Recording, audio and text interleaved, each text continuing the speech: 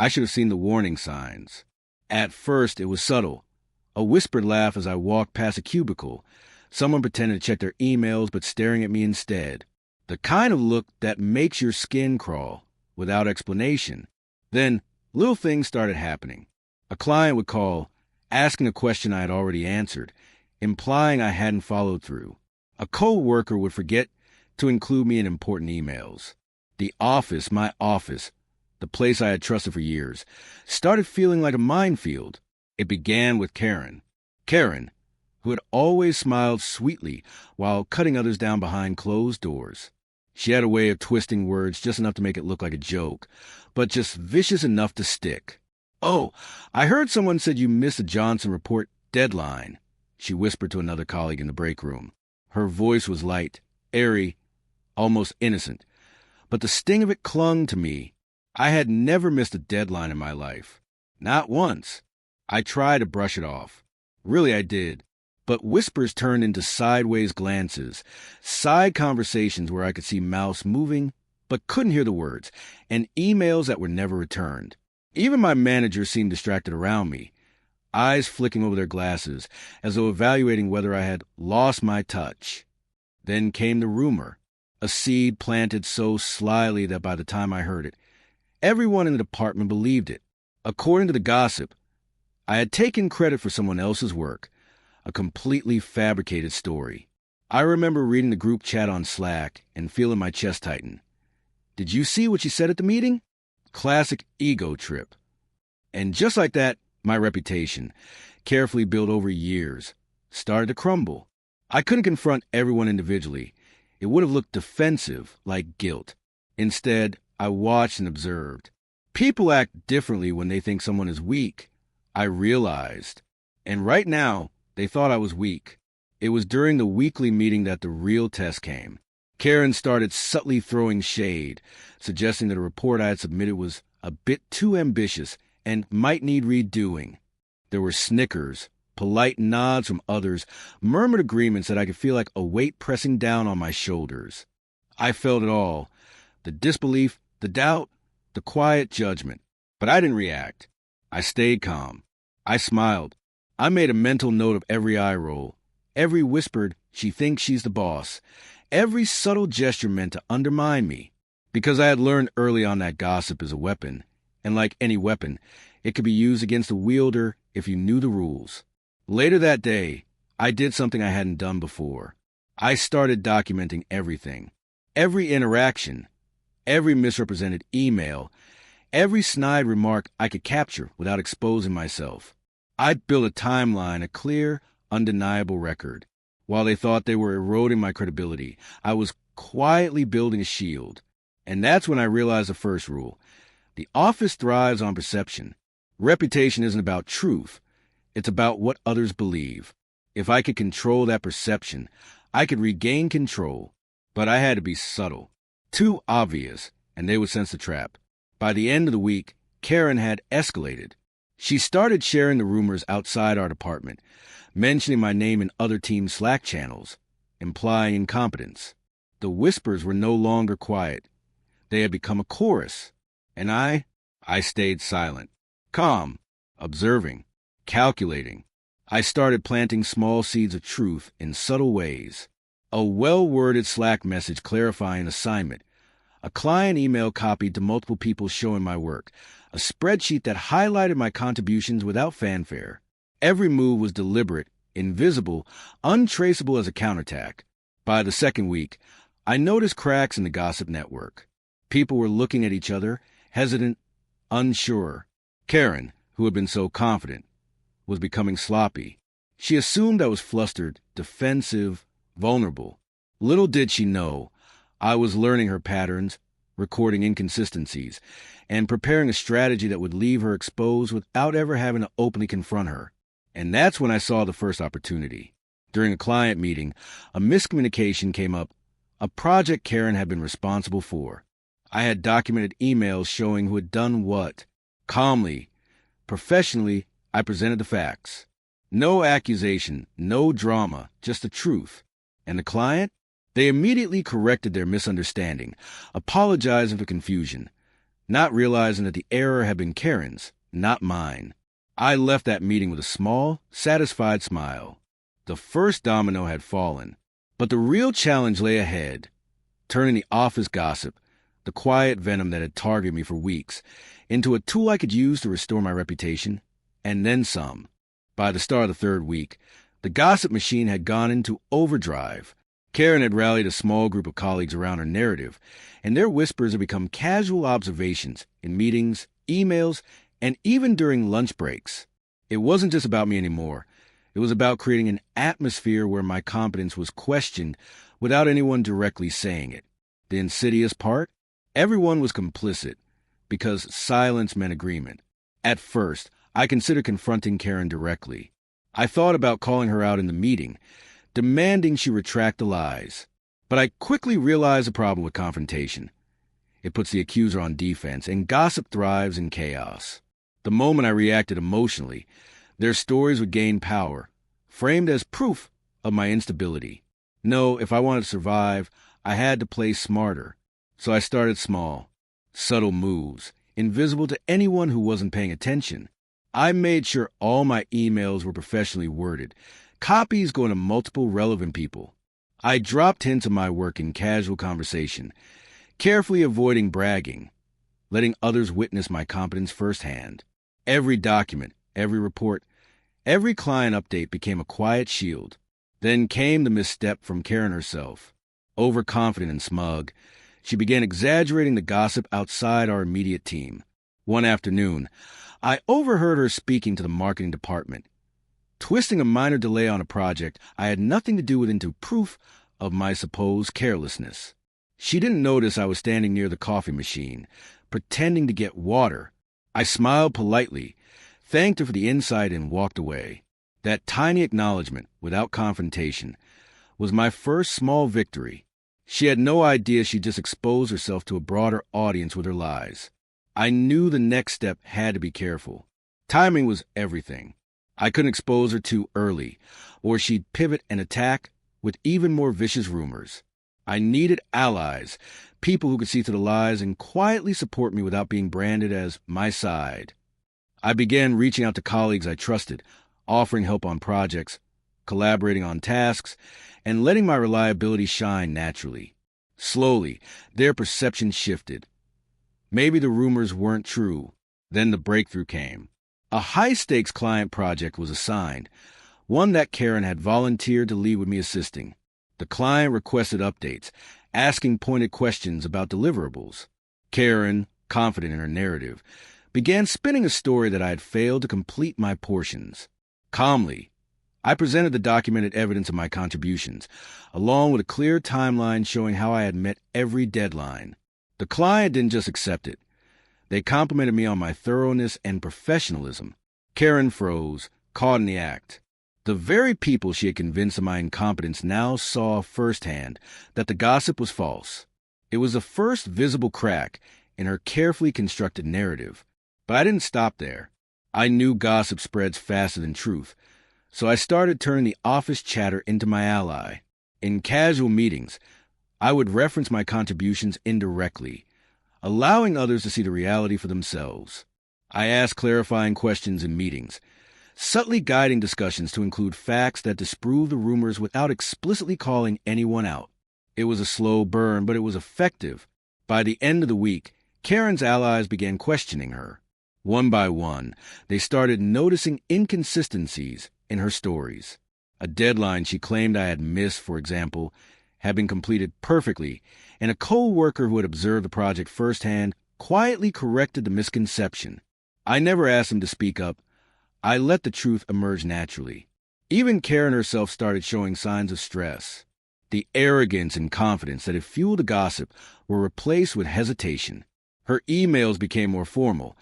Her attempt at casual snide remarks dwindled, and the laughter that had accompanied her whispers became noticeably quieter. She didn't yet know that her house of cards was collapsing, but I did. And then came the opportunity to fully turn the tables. A company-wide meeting was announced, a quarterly review attended by all departments. I knew Karen would try to bring up the gossip indirectly, using concerns to assert dominance. I prepared meticulously. Every email, every report, every interaction that had been questioned was documented and ready to present if needed. But I didn't plan to attack. I planned to expose truth through demonstration. Calm, professional, unassailable. During the meeting, Karen attempted her subtle jabs, implying delays and mistakes on my part. I responded not with emotion, not with accusation, but with clarity and evidence. I walked everyone to the facts, timelines, deliverables, client feedback, and documented successes. I didn't have to point fingers. The truth spoke for itself. Colleagues nodded, murmured affirmations, and the shift in perception was palpable. Karen's whispers lost weight. Her influence diminished before my eyes. By the end of the meeting, the office atmosphere had changed. People who had been hesitant to question Karen now looked to me as a reliable, competent professional. The gossip that had threatened my reputation was fading. Not because I confronted aggressively, but because I had let facts, professionalism, and consistency speak louder than lies. That week taught me a crucial lesson. Gossip thrives in shadows, but light, truth, transparency, and patience can dismantle it quietly, effectively, and without drama. Karen's power had waned, and I could feel the office slowly recalibrating. And yet, I knew the final phase was coming. Turning perception completely in my favor wouldn't be done in weeks. It would require one decisive moment, one opportunity to show the entire company that I wasn't just competent, I was indispensable. And that moment, I realized, was closer than I thought. The day came faster than I expected. A high-profile project was announced, a presentation to the board, and several major clients. Karen, confident as ever, assumed she would take center stage, with me quietly assisting in the background. What she didn't realize was that I had spent weeks quietly positioning myself for this moment. Every detail of the project was documented, every contribution tracked, and every potential question anticipated. The morning of the presentation, the tension in the office was palpable. Karen arrived early, rehearsing her lines, her smirk evident, convinced she would shine. I, on the other hand, was calm. My confidence wasn't loud or brash. It was quiet, built on preparation and fact. I reviewed my notes one last time, reminded myself that perception could be guided subtly, and this was the perfect stage. When the meeting began, Karen tried to assert control immediately. She spoke first, outlining what she believed were the key points of the project, glossing over critical details that had been my contributions. I noticed a slight nods from some board members. They were expecting substance, not just confidence. Then it was my turn. I started by acknowledging the team's work, including hers, subtle, polite, non-confrontational. But I guided the discussion toward the facts, timelines, deliverables, and the actual outcomes of our efforts. With each point, I presented documented proof, client feedback, and real results. The evidence was irrefutable. Karen tried to interject, twisting fact to suggest delays or mismanagement on my part. I didn't falter. Calmly, I referenced emails, logs, and spreadsheets, showing the board exactly who had done what and when. Every attempt to discredit me only served to highlight her inaccuracies. She blinked, flustered, realizing her narrative was crumbling in real time. By mid-presentation, the shift was unmistakable. The clients and board members began nodding, asking detailed questions that I could answer immediately. Karen stumbled when asked specifics about timelines I had controlled. I answered everything smoothly, demonstrating competence and reliability, without ever attacking her. After the meeting, whispers in the office changed tone. People who had been wary of me now approached with curiosity and cautious respect. Karen, meanwhile, retreated to her cubicle, visibly shaken. She had expected triumph, but instead, she was exposed in front of everyone. Her gossip and manipulations laid bare, without a single word of accusation from me. That afternoon, I continued the subtle work of reclaiming my reputation.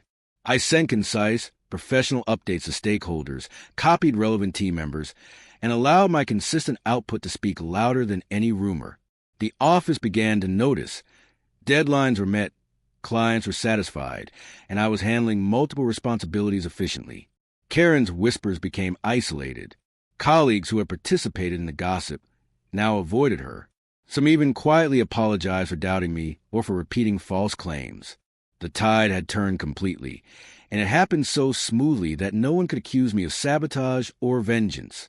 The transformation was professional, undeniable, and elegant. By the end of the week, I had fully reestablished my credibility. Projects that had been under scrutiny were praised. Clients reached out directly to thank me for my diligence.